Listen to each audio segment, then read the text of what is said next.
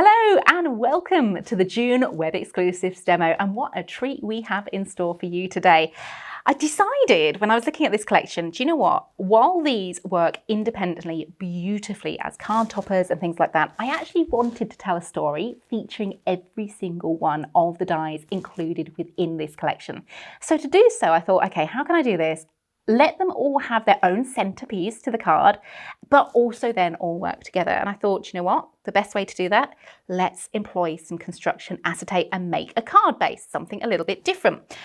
Rather than demoing on the construction acetate to begin with, I wanted to show you the card base in card so you get a really clear vision on what we are creating here.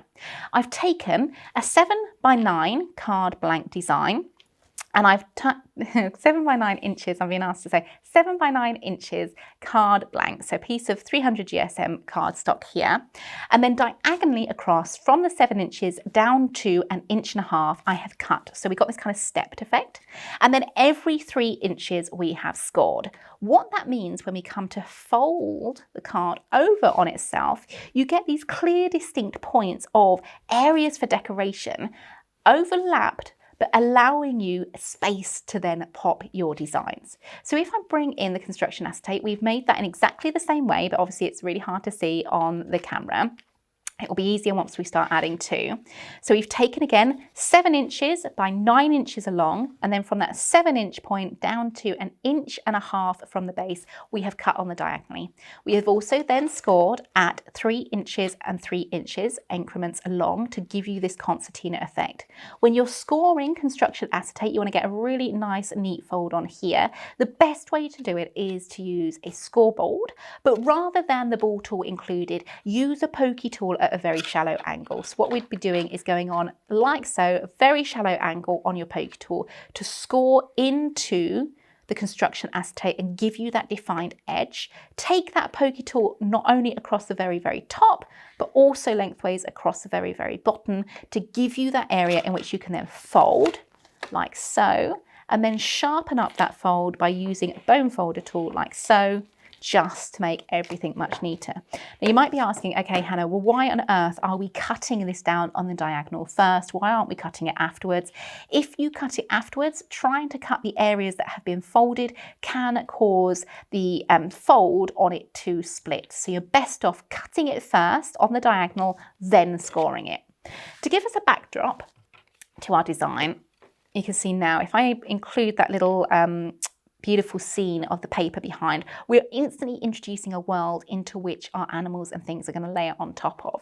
Now this piece of paper, this beautiful design, is from the Bumblebee Barn paper pack and download available. Just printed it off and using a little bit of red liner tape on the reverse to stick this scene to our design. Now you'll notice I've cut the scene down so it matches not only the width at 3 inches across, but then I've also then used that same angle of the score to then make sure this then fits in to the overall design. I'm using red liner tape because we're sticking this back into our clear acetate, the construction acetate. So you want an adhesive like red liner tape that is going to be nice and strong for us to then go in and make sure it sticks to the acetate. Now what I've done, I've cut this slightly smaller than the 3 inches so it accommodates a little folded section like so, and also making sure that when we stick, we're making sure the bottom of the paper just is exactly aligned to the bottom of the construction acetate, and then we can just burnish that down into place like so. And this is going to give us our backdrop. It instantly gives us our little world into which we can build our stories around. So I think what I want to do is just lay everything out first to get an idea of placement before committing to that stick. So looking at the dies, we've got a clear sort of way that these can be displayed, because Shona, our little shrew, she's along the bottom of the card. So she would naturally be on the front of the card design, but then just tucked down inside. Similarly, next up would be Maurice and Maisie, and they can come in a little bit higher, but we need to snip into Shona so her detailings don't then overlap our beautiful little mouse, and I think that's a little coal tit actually in the design as well. So I'm going to go ahead and add Shona to our design, but I'm going to cut away the top half. So lovely way of using the die designs. Once you cut them out, you're more than at liberty to come in with a pair of scissors and follow the cut line details that have been laid down for you and trim them away to make them your own. So here I'm trimming away the leaves and the little, I think these are little thistle designs and our little butterfly. I will still use them, but I'm just going to slightly change the orientation. So when we add Shona, she's not now overlapping our Maurice and Maisie. She's part of that conversation and that design, okay? So let's go in and give her a little bit of shaping. And because she's going to be the front of the card, I want to take a few little cuts of her and decoupage her up as well to make her a little bit more prominent on the front of the card. So again, just following the cut line details around her little cheek there and through her little claws too.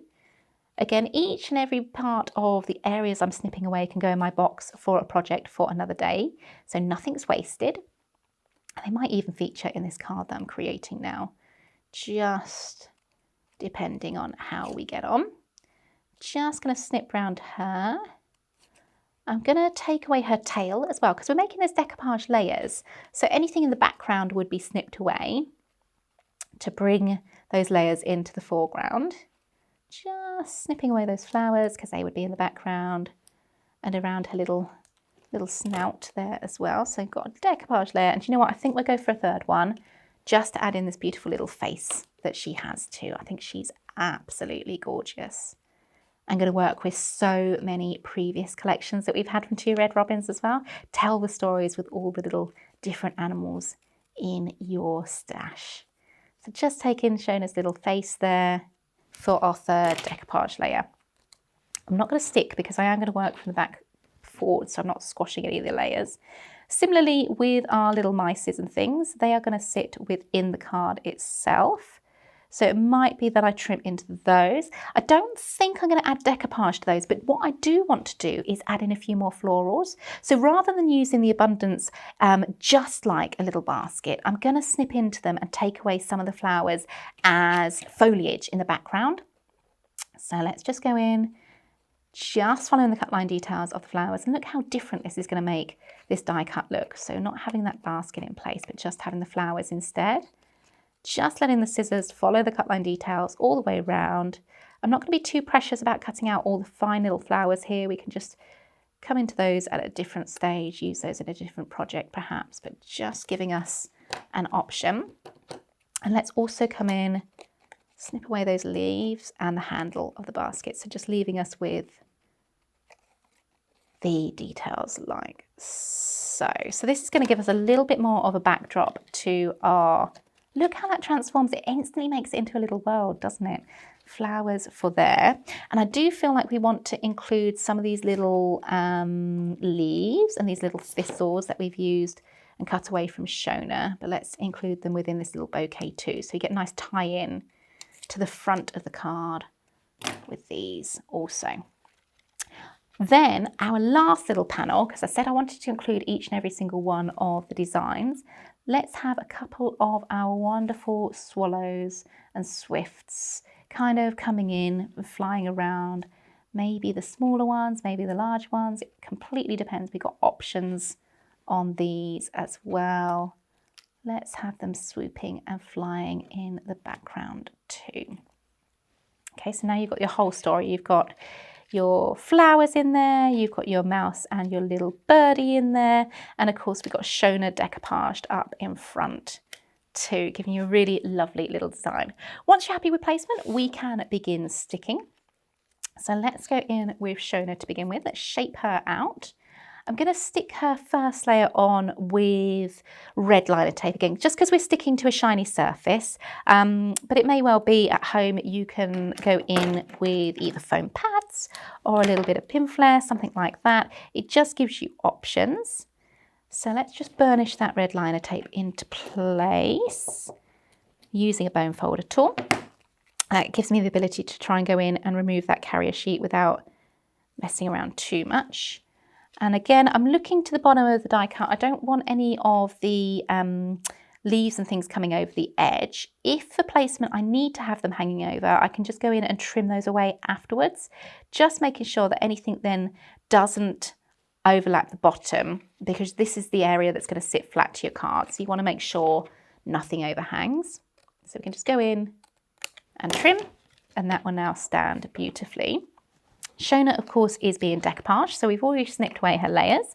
Let's give her a little bit of shaping. You could absolutely use a ball tool if you prefer to. I just have my pokey tool to hand all the time, so I find it easier to shape with that. And then giving that a little bit of lift with the Pinflair glue gel in those areas where we've shaped and rounded. Adding those layers in to make her pop from the front to the card, and of course her little gorgeous little face as well. Sweet little shrew this one is. Just using my tweezers so I don't get glue everywhere. Keeps my fingers away from where I'm placing the glue. And there Shona is on the front of the card. I am going to go in and add in our flowers in the background now as well.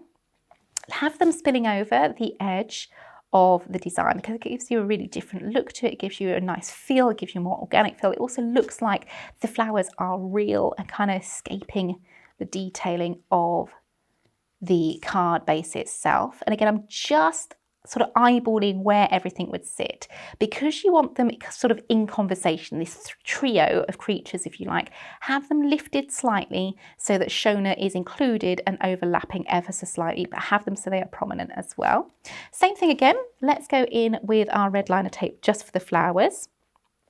So that then sticks to the base of our card, because we're using that construction acetate. And let's just poke away any of the little fallout from the die cut itself. Burnish that down and remove that carrier sheet, and have those wonderful little flowers trailing over the edge of your card design. And then we can pop our characters over the top, give them a little bit of shaping, and go in anywhere where that's going to stick to the paper with a little bit of Pinflair, again for that lift detailing. Just nestling that in, so you've got sort of flowers overlapping and making sure everything feels nestled, just adjusting Shona so she's sitting nicely too. Now, we mentioned how a great way of really telling a story and drawing a story together is including bits from the front of the card through the different layers too. So look how by including the little thistles and things, it instantly gives you that colour story. You've got the same detailing in the background, it's what we have in the foreground. So for this one, let's just squidge out a little bit of Pinflair bookbinding glue and grab my glue applicator, and let's just add a little bit of glue just to the stem of our design and tuck that in to the background of the card like so. So you're kind of building like a bouquet on top of a bouquet here. Maybe we could go in with another little thistle too, just to fill that little space we have behind our little Maisie the mouse. And this is in fact going to stick to Maisie the mouse. So let's just go in with a little bit of our bookbinding glue into that little placement there, just holding it till it sticks. Come on you, don't stick to my finger, stick to the paper. Put a little bit more glue on that. Come on you. Just making sure we get that nice stick behind, and then just adjusting any layers where we've used the Pinflair to make sure they aren't coming over the edges of the card where we don't want them. Just tweaking them up into place, and again just stepping back slightly and just seeing, okay, does this all align beautifully? I feel like we need a few little more thistles around Shona just to build this up further. So once again, let's go in with our scissors and just snip. This is the wonderful thing about die cutting, because we have got the downloads available on Highlight Crafts. You really can go to town on, you know, printing out a few, layering them up, giving them a little bit of detailing, giving them a little bit of prominence, and choose to tell the story how you want it to be told as well, just by layering those different die cuts. It's a lovely, lovely way to craft. And look how we can instantly make that card front feel a little bit more full without drawing any of the attention away from the scene behind.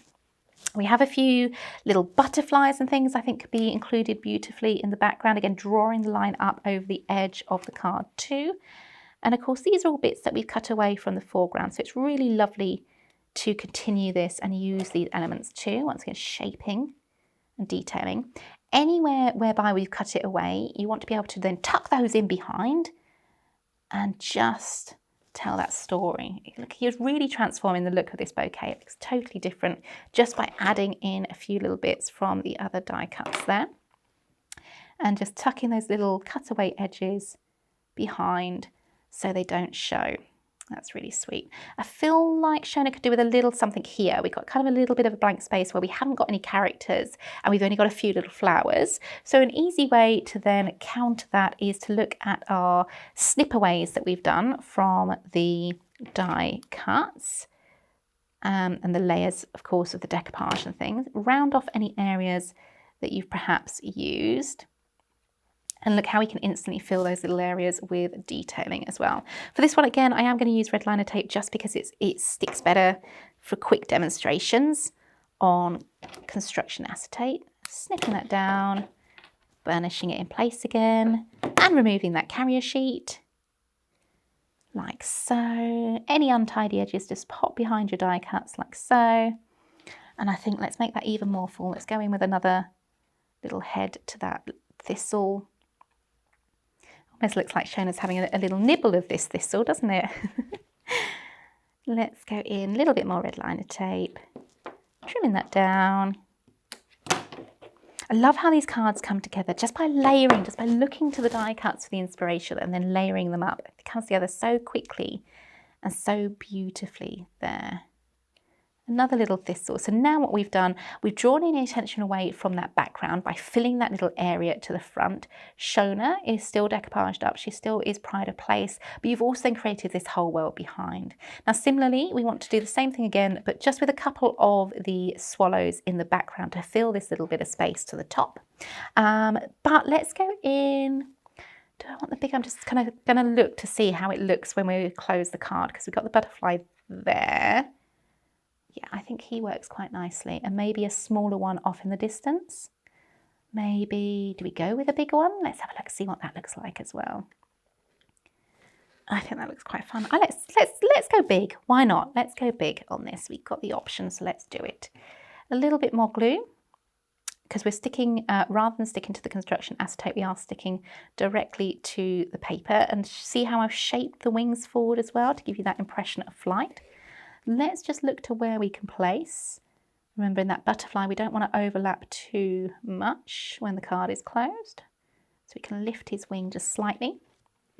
And then for the other one where the wings are beautifully open in flight, giving you a lot of movement to the front of the card, we can use our pokey tool just to lift and twirl and twist those wings up as well. And have this one almost like swooping into the card to say hello as well. It's a lovely way of crafting in this kind of card layout because what you're doing is different layers of story all layered on top of one another, but they still work so well.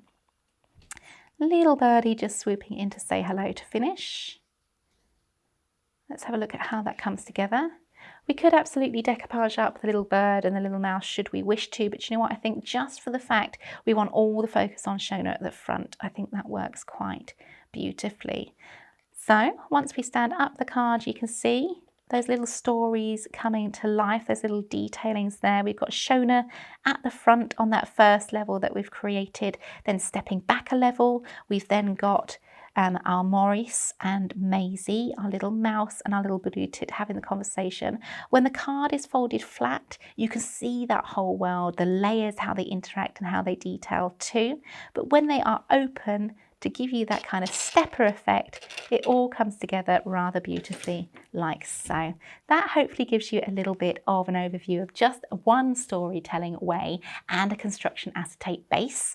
What I can do for you, I will try and upload the little, what would you call it, template to create this card into our Facebook group for you as well. You can find us on Highlight Crafts Official. If you'd like to see the different elements and how this kit breaks down, do check out our YouTube channel further for that detailing too.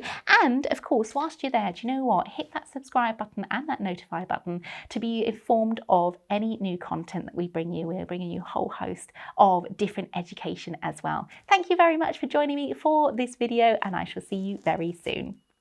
If you want to see more from Highlight Crafts, make sure you click the like button.